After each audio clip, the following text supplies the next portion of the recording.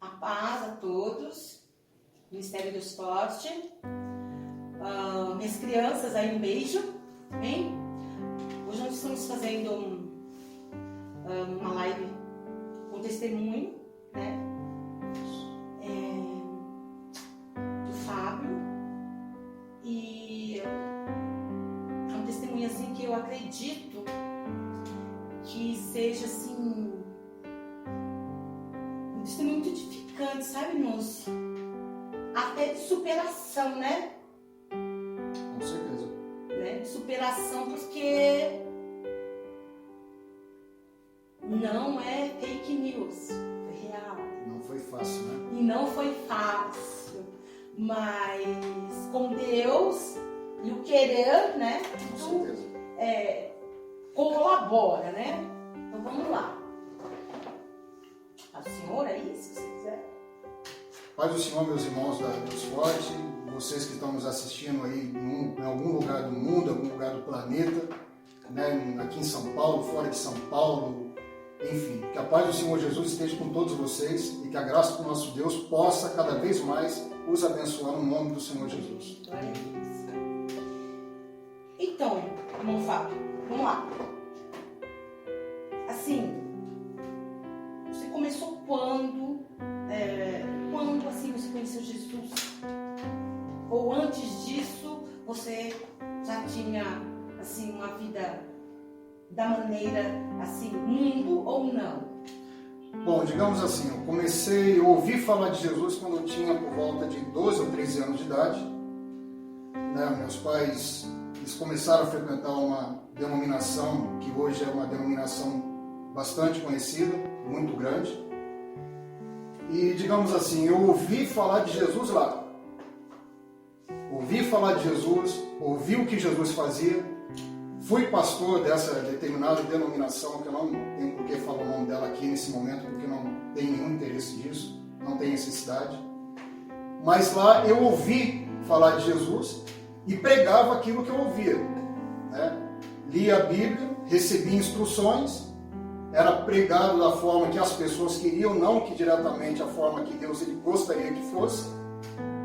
E por isso que eu estou dizendo que eu ouvi falar e pregava aquilo que eu ouvia. Porém, hoje, o Jesus que eu conheço não tem nada a ver com aquele Jesus que eu pregava antigamente. E isso foi em que ano? Você pode chamar? Bom, como eu disse, comecei com 13 anos, né? Ouvindo a palavra de Deus, fiquei nessa igreja por um período de quase 20 anos. Fiquei um bom período de tempo, quase 20 anos dentro dessa igreja. Só dessa igreja? Só dessa denominação. Aí depois saí por um motivo, né? Eu era pastor dessa igreja também, fiquei em caráter de 2 ou 3 anos como pastor dessa denominação, saí. Depois eu fui para uma outra igreja que estava seguindo o mesmo patamar, o mesmo caminho dela. E a gente estava vendo que a busca dentro dessas igrejas não estava surtindo efeito espiritual na nossa vida. Porque a gente só ouvia falar de dinheiro, só ouvia falar sobre oferta, só ouvia falar sobre vida financeira, a gente só ouvia falar que as pessoas iam chegar pobres, iam sair ricas, pessoas que iriam chegar sendo mendigos, que seriam donos de postos de combustíveis. E na verdade, hoje, eu vejo pela Bíblia e pelos ensinamentos de hoje, que Jesus ele veio por um motivo principal. Ele pode mudar, ele pode transformar, ele pode curar, ele pode fazer tudo. Só que tem um detalhe. O motivo principal que o Senhor Jesus ele veio foi para dar vida por todo mundo. Foi de dar vida por todos. Né? Então hoje o caráter que nós buscamos, nós precisamos sim da vida material, nós precisamos nos alimentar, precisamos ter dinheiro, mas em primeiro lugar nós temos que buscar o Senhor Jesus, coisas que nas outras igrejas no qual eu passei só falavam sobre vitórias e mais nada. Assim, da maneira assim que você está assim, se expressando, no meu ver, né, na maneira de pensar, assim, você está colocando assim que dessa sua trajetória, né, nessa igreja, você só aprendeu sobre dinheiro, prosperidade, sobre vida próspera? A gente só aprendia sobre isso. Só sobre isso. Simplesmente, né, digamos, a gente aprendia sobre o evangelho da prosperidade. Essa é a verdade. A gente não aprendia sobre o que Jesus ele fazia. E nós tínhamos uma diretriz que diretamente, quando chegava uma determinada campanha, nós tínhamos que pregar em cima daquela campanha para adquirir bens, né, das pessoas através de ofertas e tal. Então, o nosso evangelho que nós buscávamos, que nós pregávamos, era o evangelho de sacrifício, o evangelho para a pessoa dar tudo, o evangelho para a pessoa ser próspera. Era esse evangelho que a gente pregava lá. E como que você conseguia essa dinâmica? Tinha alguma coisa que vinha de você? Ou isso vinha de quem? De líderes? De quem? Dentro dessa denominação, nós seguimos uma hierarquia, né, que não é diretamente o que eu fazia, não era diretamente as coisas que eu queria pregar, isso vinha de uma cadeia de comando maior. Então, digamos assim, o que era para uma igreja era para todas as igrejas. O que era, digamos assim, feito aqui no estado de São Paulo, era feito em todas as igrejas do estado de São Paulo. Se nós recebêssemos uma ordem que era para todas as igrejas, mundialmente, em todas as igrejas, fazer a mesma coisa, todas elas seguiam o mesmo cronograma. Então, não poderia diretamente chegar, pregar sobre algo que estivesse fora do tema para poder tirar proveito das pessoas. Então, era um cronograma que tinha que ser feito em todos os horários assim, do culto. Isso. E vocês não podiam sair desse padrão. Não. E se de repente vocês saíssem, o que aconteceria, por exemplo? Assim? Se diretamente era feito algo que estava fora do script, digamos assim, fora do que era combinado, era bronca. Era bronca, era, digamos assim, era a ralada que a gente levava, era pancada verbal que nós levávamos. Então a gente procurava seguir o que era para ser feito. Tá, mas assim, se não tinha assim um padrão bíblico, então é mentira? Os padrões que eram usados, na época que nós usávamos, eram sobre passagens bíblicas que falavam muito referente a sacrifício, né? Eram coisas que eram feitas através de pessoas que Deus chegava e pedia diretamente um sacrifício para poder ter um resultado naquela época, entendeu? Porque na época, primórdios atrás, anos atrás, Deus ele chegava e estipulava uma determinada oferta para o povo levar, e através daquela oferta, através daquele sacrifício, o sangue era espargido sobre o altar, sobre as pessoas, elas eram purificadas dos pecados, e o mal que vinha sobre essas pessoas, Deus ele, digamos assim, ele apartava esse mal dessas pessoas através do sacrifício. Então nós pegávamos partes bíblicas referente a isso para poder falar com a pessoa, para ela dar o sacrifício dela, para depois ela ser abençoada. Então, em poucas palavras, isso era bem distorcido. Com certeza.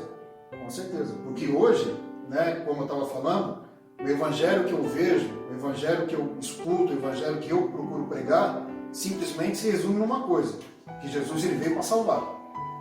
Que Jesus ele morreu para salvar, para transformar e para mudar. Foi por isso que Jesus ele veio.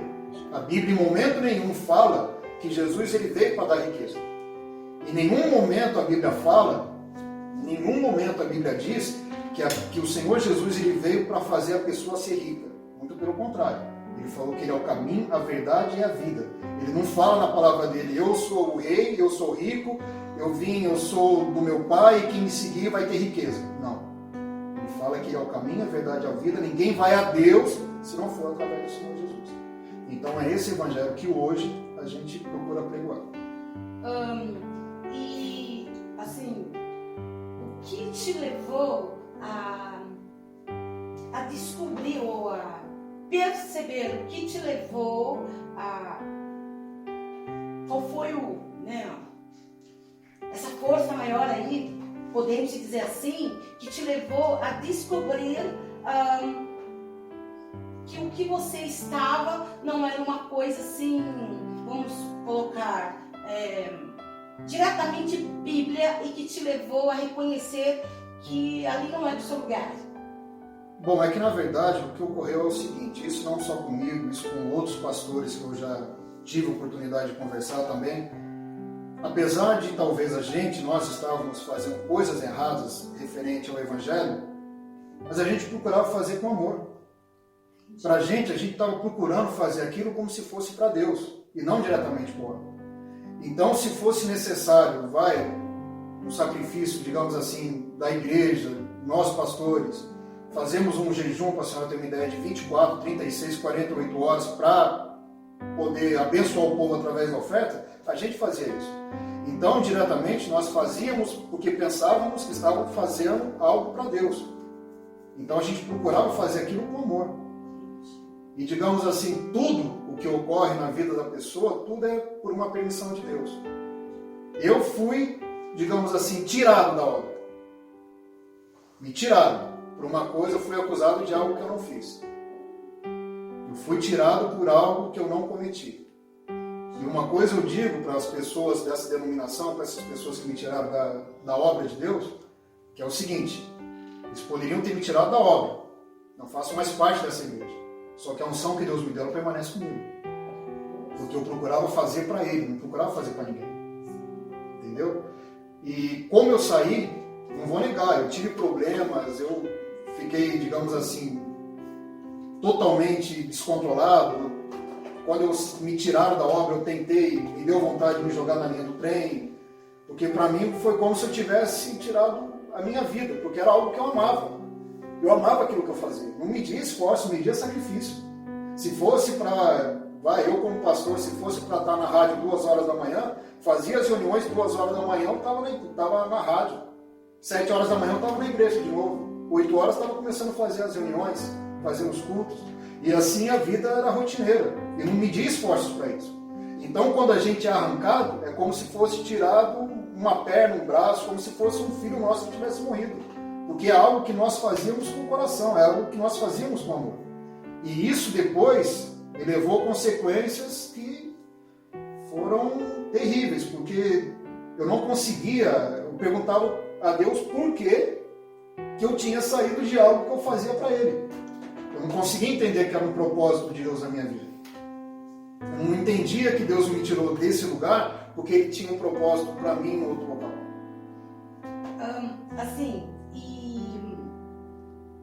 Como foi assim a sua trajetória dessa saída, né, dessa igreja, dessa denominação? Qual foi a sua trajetória? O começo, você fora, o que veio assim a trazer essas consequências? Olha, como eu disse, não foi fácil, porque quando a gente sai dessa igreja, a gente sai com uma mão na frente e outra atrás. Eu saí com uma caixa de papelão nas costas, com as minhas roupas e pedindo dinheiro para poder vir embora. Entendeu? Então, não foi fácil. Foi complicado. Mas mesmo assim ainda, né, a gente tinha esperança de poder voltar, de poder novamente estar em cima do altar. E pelo que me acusaram, eu não tive essa oportunidade de estar novamente em cima do altar. Nunca me deram uma oportunidade, nunca me deram a chance de chegar e falar, não, mas eu não fiz isso. Muito pelo contrário, errou, tá fora. Era assim que aconteceu comigo. Aí, com o passar do tempo, né, a gente vai se acostumando com a ideia, aí constituí família, casei, tenho um filho. Então, dali por diante, eu comecei a me desligar desse local e comecei a seguir a minha vida, né? Só que eu comecei a seguir minha vida de uma forma errada, porque eu não quis mais saber de Deus, não quis mais saber de igreja, não quis mais saber de nada. E aí você tinha exatamente quantos anos? Nessa época, eu estava fora da igreja, eu acho que eu estava em torno de 25 para 26 anos, mais ou menos. 25 para 26 anos foi onde eu conversei com a minha esposa para a gente se desvincular e não procurar mais nenhum lugar. Né? Porque a última vez que eu pisei dentro dessa igreja, eu cheguei, fui conversar com o pastor, expliquei para ele a situação, falei para ele que eu tinha a maior vontade de voltar, expliquei tudo o que aconteceu, expliquei do que me acusaram. E quando chegou na reunião, que eu fiquei para participar, que foi numa quarta-feira, às 3 horas da tarde, que não dá para esquecer, ele simplesmente pega o microfone e na pregação que ele vai fazer, ele diz que a obra de Deus é santa e quem saiu não voltava mais. Se eu saí foi porque eu errei. Na mesma hora eu bati na perna da minha esposa e saí da igreja e depois disso nunca mais voltei. Aí você ficou quanto tempo fora? Eu fiquei anos fora. Fiquei muito tempo fora. E aí, esses anos fora, você não sentia mais o mesmo sentimento ao qual quando você estava nessa denominação. É que assim, um pastor, quando ele está em cima do altar, ele pode fazer todo tipo de coisa errada que for para ele fazer. Entendeu? Ele sai de cima do altar, a primeira coisa, ele pensa que vai viver a vida dele, tal, só que dentro mesmo, a pessoa que estava em cima do altar e fazia com o coração, fica marcado. Em traumas, né? Entendeu? Por mais que a pessoa ela fala que ela não quer mais, tal, não sei o quê, mas ela fica marcada. Ela fica com algo dentro do coração dela que ela não consegue esquecer. E mesmo fora, mesmo distante, eu sentia a falta daquilo. Eu sentia a falta de estar em cima do altar, eu sentia a falta de poder pregar, eu sentia a falta de poder ajudar as pessoas. Mas como não me deram oportunidade, então eu comecei a seguir a minha vida. E pelo fato de eu largar de Jesus, de não querer mais saber, mas, sabe, me desvincular e ao mesmo tempo querer e ao mesmo tempo não querer, eu cheguei num ponto que eu comecei a perder tudo na vida. Ficou assim, uma luta interior dentro Sim, de você. Com certeza.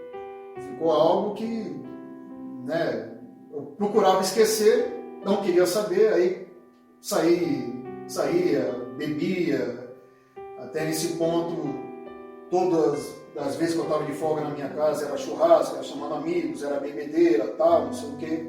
Só que Deus, ele olha, ele protege, só que as besteiras que você faz geram consequências.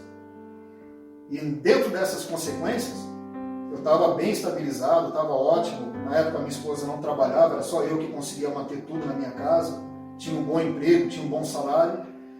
E por causa dessas besteiras que eu comecei a fazer, não pelo fato de ter saído do altar, mas pelo fato de ter esquecido de Deus, de querer esquecer Deus e procurar viver a minha vida, eu comecei a ter consequências. E quais foram essas consequências, assim? Porque você está falando, foram consequências graves. Sim, as consequências foram uma depressão que eu adquiri, pelo fato de começar a perder tudo, de perder a minha família, de perder praticamente meu filho, né, que estava começando a entrar, um menino de 13 anos, vendo pai brigando, mãe brigando, estava começando a virar a cabeça, querendo entrar com as drogas.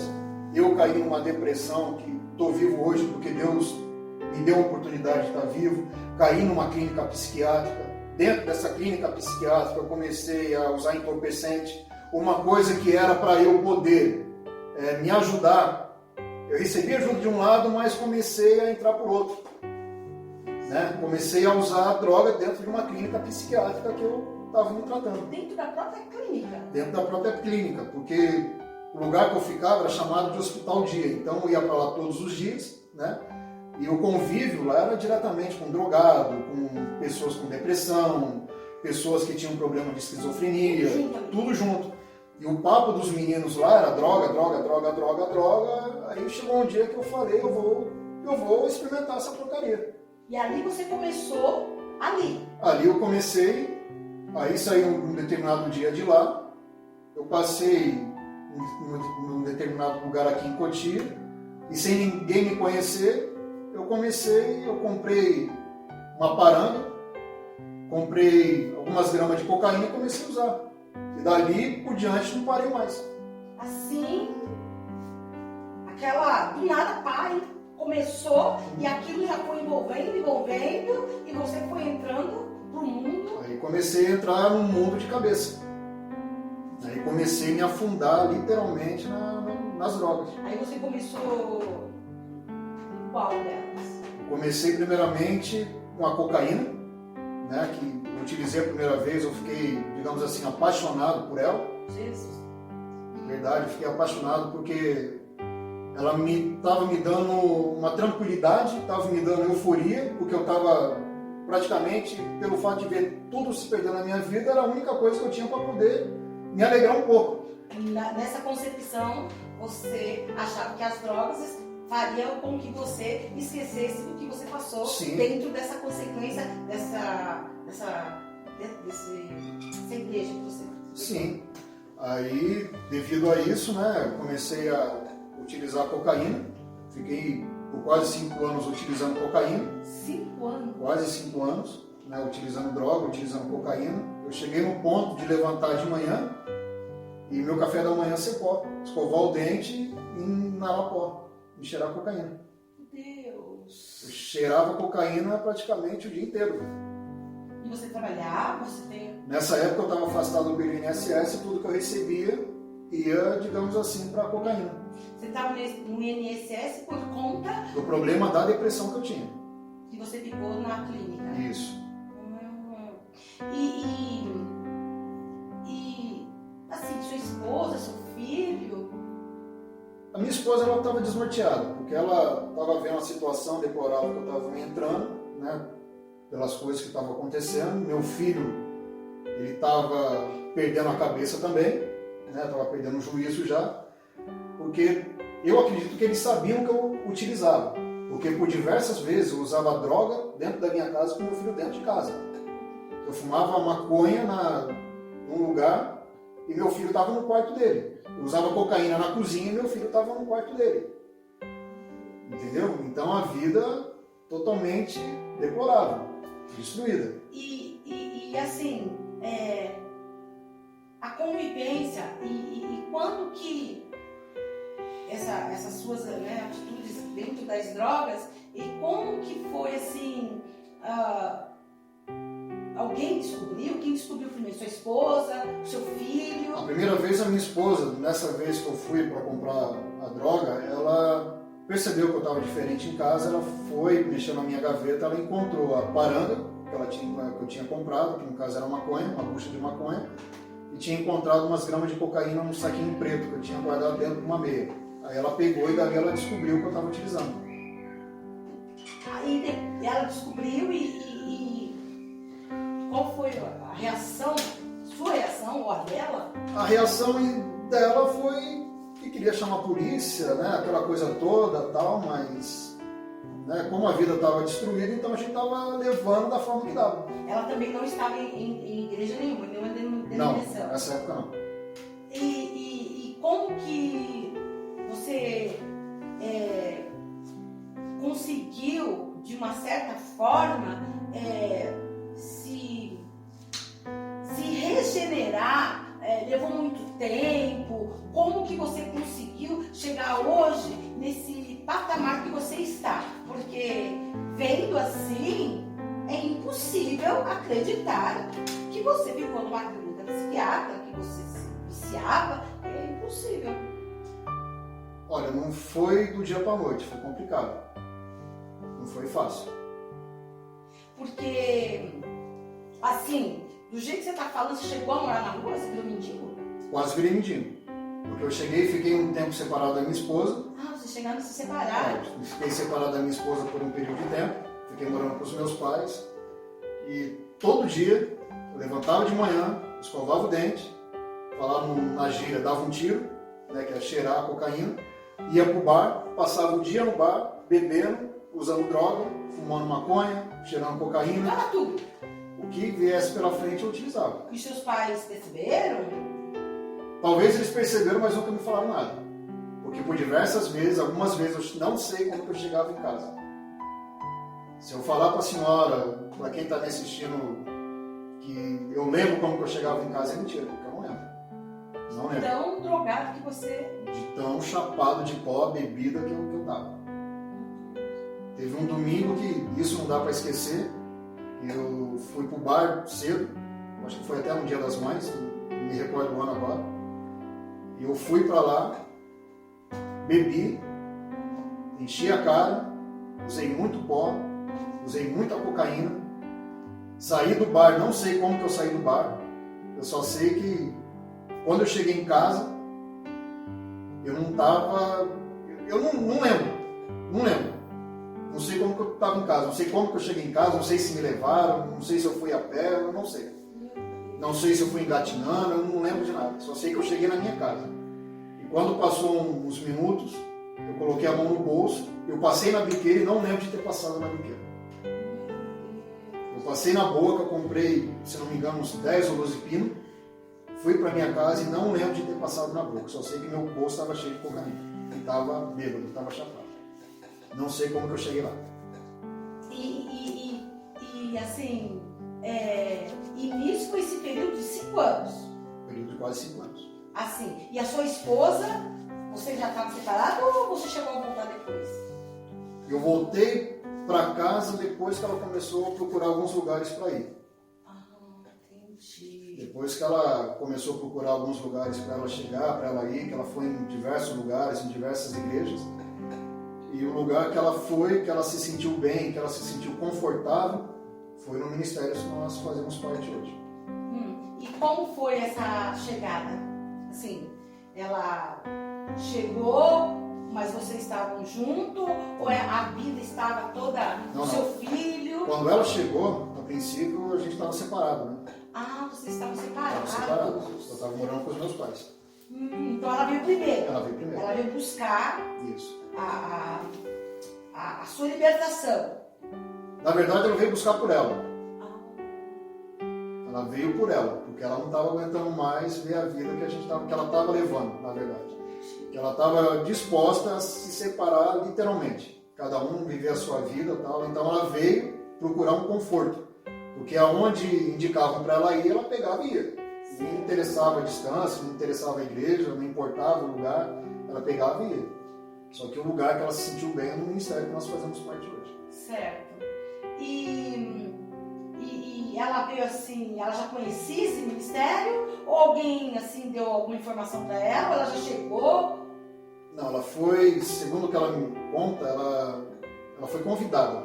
Ela foi convidada por 2 colegas dela para poder vir aqui para a igreja. Ela veio num dia, não sei se foi numa quinta ou se foi num sábado. Ela gostou e permaneceu. Aí vinha ela e seu filho ou só vinha ela? Meu filho eu não posso falar porque eu estava separado, eu não sei. Tá. Mas a minha esposa eu sei que ela vinha. Certo. Minha esposa eu sei que ela vinha para a igreja e tal. Inclusive, né, chegou um período de tempo que eu voltei para casa, só que não era o momento de ter voltado para casa ainda.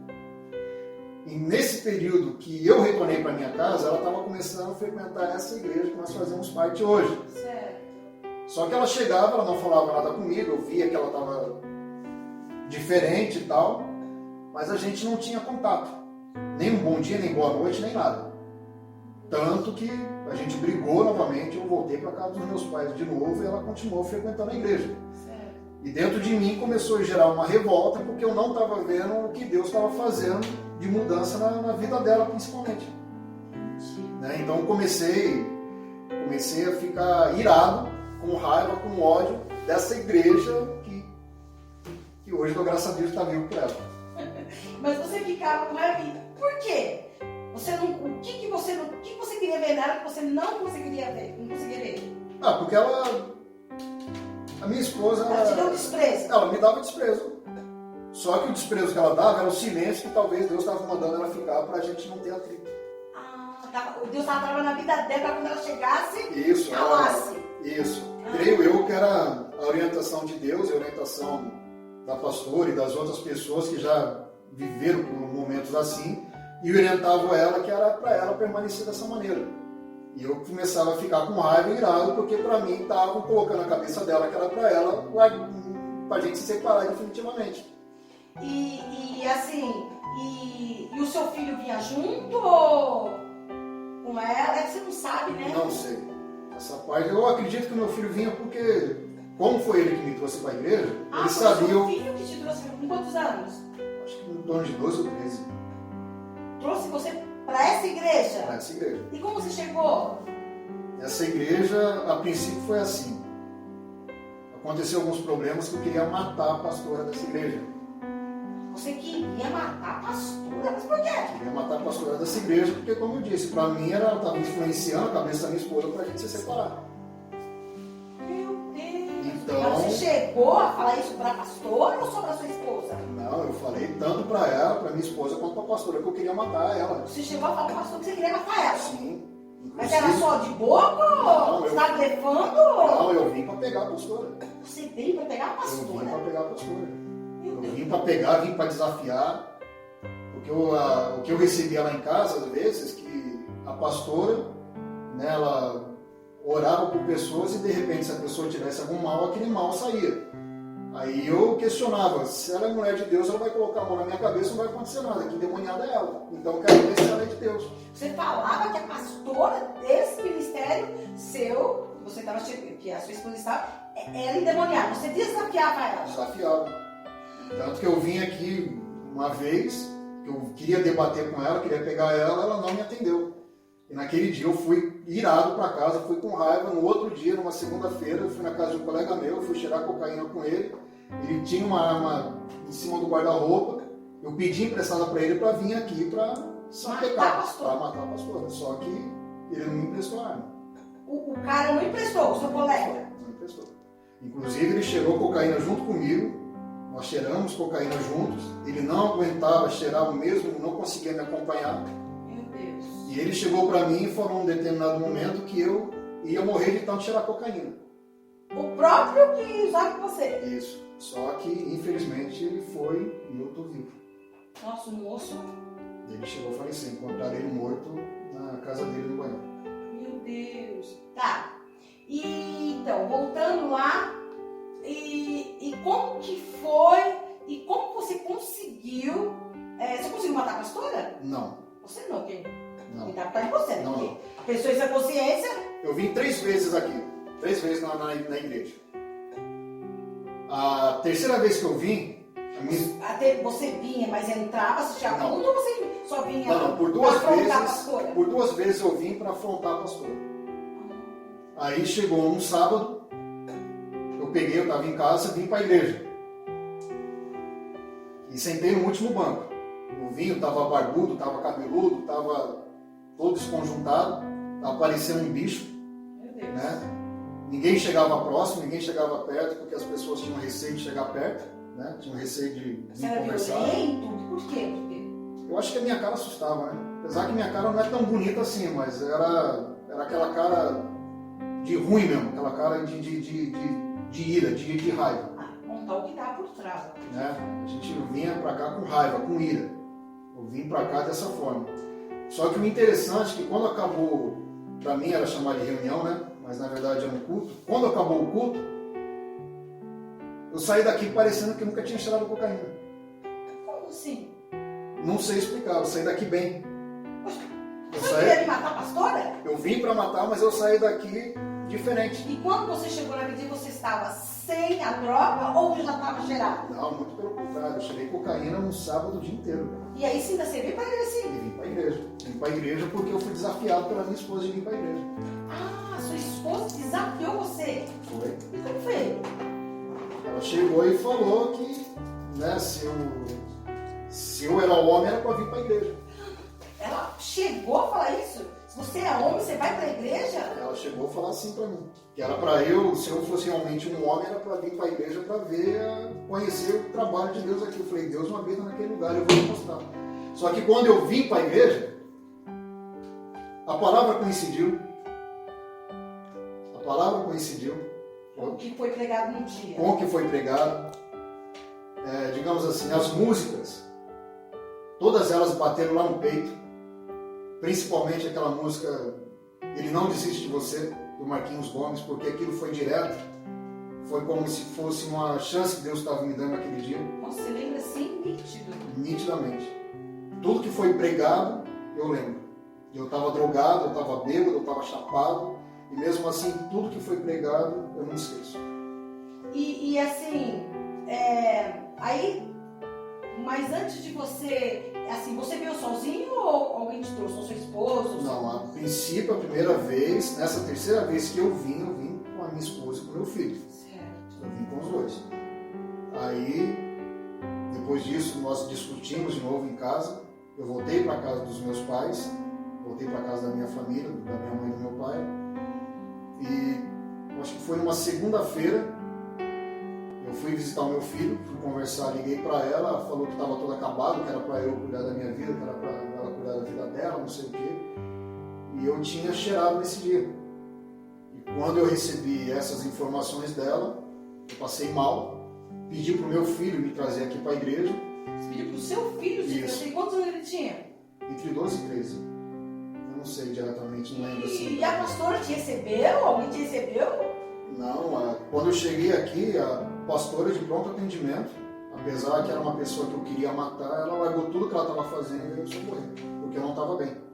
Eu estava sentindo que o meu coração estava muito acelerado, né? Estava saindo sangue do meu nariz por causa da cocaína, né? Não estava conseguindo me controlar. E foi aqui, foi através da vida da pastora, através do ministério, que hoje, graças a Deus, eu estou vivo. E quanto tempo você está nesse ministério? Acredito que em 6 anos. 6 anos. 6 anos. Aí está você e toda a sua família. Eu e toda a minha família. E assim, o trabalho, né,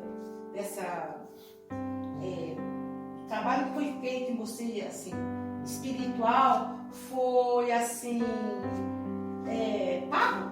Não, de forma alguma. Alguém pagou você? Não, Cobrou alguma coisa? De forma alguma. Ninguém me cobrou nada. Ninguém me cobrou um centavo. Ah, não cobrou? Nada, não me cobraram nada. A única coisa que me cobraram foi que era para eu me pegar com Jesus. Essa foi a única cobrança que eu recebi. Aí como que foi? Você foi tendo um tratamento espiritual? Isso, aí comecei, né, no mesmo dia, foi feito um trabalho para tirar o mal que estava na minha vida, porque eu estava muito sobrecarregado de legiões de demônios, né, na minha vida. E tanto que depois que todo aquele mal foi embora, eu falei com a minha esposa, se eu morrer hoje eu estou feliz porque eu tenho certeza que Jesus me perdoa.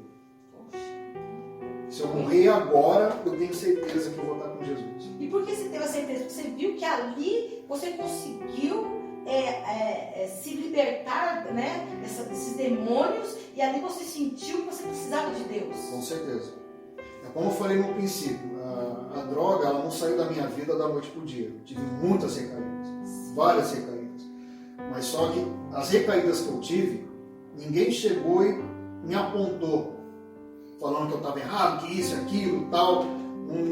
Vieram, digamos assim, me metralhando por um erro que eu estava tendo, porque eu estava lutando com algo que eu não queria mais. Que era o caso, essa igreja, Sim. ministério. Eu recebi apoio, né? Do ministério. Ninguém chegava e me criticava pela forma que eu andava, pela forma que eu tratava as pessoas por causa da dependência química. Porque nisso aí é aquele, né, a abstinência, né? Sim. Então não é.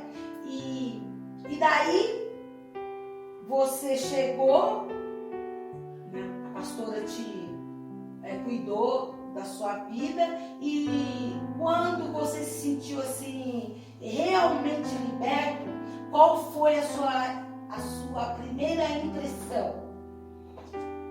Foi digamos, bom, quer ver? Vou tentar resumir. Chegou num dia que, isso 3 anos atrás, eu tenho 6 anos na igreja, mas de 3 anos para cá que eu estou literalmente sem nada. Sem cocaína, sem bebida, sem maconha, sem nada. Você teve algum problema de saúde disso? Eu tive um problema, eu perdi o olfato, não sentia cheiro, de tanto pó. Tive um problema renal, que meus rins, teve uma época que me deu um problema sério, e o médico disse que eu estava cheio de cálculos de cristais, devido talvez, provavelmente da cocaína, né, por causa da calcificação, da quantidade que era ingerida, né, e chegou num ponto que eu cheguei, me deu um estralo e falei, eu não vou mais usar, a partir de agora acabou, eu vou entregar minha vida para Jesus, eu não quero mais saber de cocaína, não quero mais saber de maconha, não quero mais saber de nada. Foi difícil, não foi fácil, não foi fácil, mas é aquilo, a pessoa tem que querer também, né? E conforme foi indo, comecei a me desvincular, tinha recebido o diabo atenta, ele leva pessoas, né, para te oferecer, me ofereceram muitas vezes, me ofereceram demais, me ofereceram maconha, me ofereceram cocaína depois que eu tomei essa atitude. Tudo de graça. Tudo de graça. Inclusive, na época, eu estava estudando, né, tinha voltado para a escola, e chegou uma pessoa no qual eu comprava a droga, que caiu dentro da minha sala, estava estudando junto comigo. E a pessoa chegou e falou, tem uma do jeito que você gosta aqui, se você quiser. Ah, já até sabia como você gostava. Eu era cliente do cara. Você era cliente dele? Eu era cliente do cara, ele me servia. Ele estava estudando junto comigo e me ofereceu o entorpecente. Que coerência do destino, hein? E depois disso, eu falei, não quero mais e não usei Foi o mais. cara que você não queria. Eu não queria mais. Inclusive, falei de Jesus para ele. Ele foi preso, ele foi pego com cocaína, caiu na cana. Falei de Jesus para ele. Se ele aceitou ou não, aí já é um problema dele. Mas foi passado Jesus para ele. E então hoje você pode dizer, eu e a minha casa servimos ao Senhor. Com certeza, a vida é diferente. Você está totalmente liberto. Totalmente. Em nome de Jesus. Totalmente. A sua família e você, nem hoje realmente você pode dizer, hoje eu vivo realmente um lar. Hoje eu costumo dizer que eu tenho uma vida com Deus. Hoje eu costumo dizer que a gente passa por luta, passa por dificuldades, passa por tudo, mas Jesus sempre dá força. Jesus não abandona. E assim, vocês têm algum trabalho na igreja? Sim, hoje nós fazemos parte do grupo de louvor da igreja, né? Temos oportunidade de evangelizar, uma vez por outra, aí, quando há necessidade, nós pregamos também dentro desse ministério. Se for necessário pregar na rua, a gente também vai. Enfim, o que eu procurava fazer no outro lugar que eu estava, eu não meço esforço para fazer nesse. Certo. E o que é necessário, o que precisa, eu pego, tanto dentro das minhas condições, eu procuro fazer. Então, abaixo de Deus, primeiramente Deus é abaixo dele, né? E a sua vontade, a sua autoestima, ela cresceu e você conseguiu superar aquilo que estava dentro de você, no sentido do seu coração apertado, né? Aquela luta dentro de você. Mudou tudo. Mudou porque, como a Bíblia fala, onde tem o Espírito de Deus tem liberdade. Verdade. Né? E hoje você está livre. Graças a Deus. Né? Pelo sangue do Cordeiro. Hoje é outra vida. É outra vida. E quando eu procuro evangelizar alguém, eu deixo bem frisado o seguinte, que a pessoa tem que aceitar Jesus. Que isso é o único caminho, não tem outro caminho. Indiferente de porta de igreja, se for aqui onde nós frequentamos, se for em outro lugar, quando eu procuro pregar Jesus, quando eu procuro falar da palavra, eu procuro falar para a pessoa aceitar Jesus, porque ele morreu por ela. Amém. E assim, terminando, né? Que pena, né? Nós temos horário. E assim,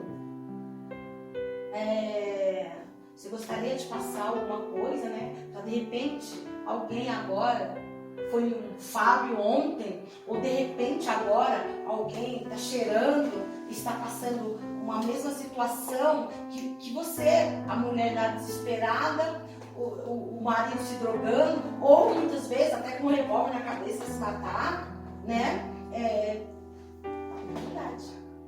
Olha, o que eu posso falar para você que está me assistindo nesse momento, não sei o lugar, não sei aonde, não sei se você está dentro do estado, fora do país, mas o que eu posso dizer para vocês agora, nesse exato momento, é o seguinte: o Senhor Jesus, Ele ama vocês. Independente do erro, independente do problema que você está passando, Jesus Cristo jamais vai te abandonar. Agora, cabe a você dar uma oportunidade para Ele. Porque todos os dias, enquanto você estiver vivo aqui na terra, Ele está dando uma oportunidade para você buscá-lo e você ter uma oportunidade de ser salvo. Não se preocupa com a vida financeira, não se preocupa com os problemas que você está passando, porque a partir do momento que você aceitar o Senhor Jesus, é Ele que vai tomar conta da sua vida. Não vou falar que aceitar Jesus é um mar de rosa, porque isso é mentira. Isso é mentira. Isso é mentira. Isso eu falo que é mentira, porque aceitar Jesus não é sinônimo, digamos assim, da pessoa ela viver sem nenhum problema. Quem prega isso é mentiroso. Porque a própria Bíblia fala, o Senhor Jesus uma vez ele disse que Ele daria para nós que o buscássemos a paz. Eis que vos dou a minha paz e a minha paz eu vos dou. Jesus ele disse isso. Agora eu faço uma pergunta para você que está me assistindo. Se você pegar a Bíblia, se você ler a Bíblia, me mostra onde Jesus ele teve paz. Porque desde o nascimento o Senhor Jesus ele foi perseguido. Desde quando ele nasceu, ele passou por problemas.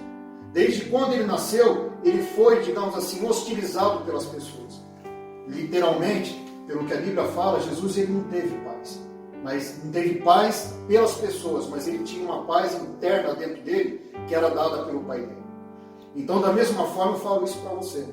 Você está passando por problema, você está passando por dificuldade, no momento em que você aceitar Jesus, a mesma paz que o Senhor Jesus ele teve interna, ele vai dar para você. Ele vai dar condições de você vencer. Porque é isso que a Bíblia fala. Jesus ele diz que todas as pessoas que forem até ele, que o aceitarem de verdade, ele jamais vai lançar essas pessoas fora. Então, é isso que eu tenho para passar para você. Inclusive, se você já foi um ex-pastor, se você já foi um ex-cristão, não importa. Jesus ele não acusa você.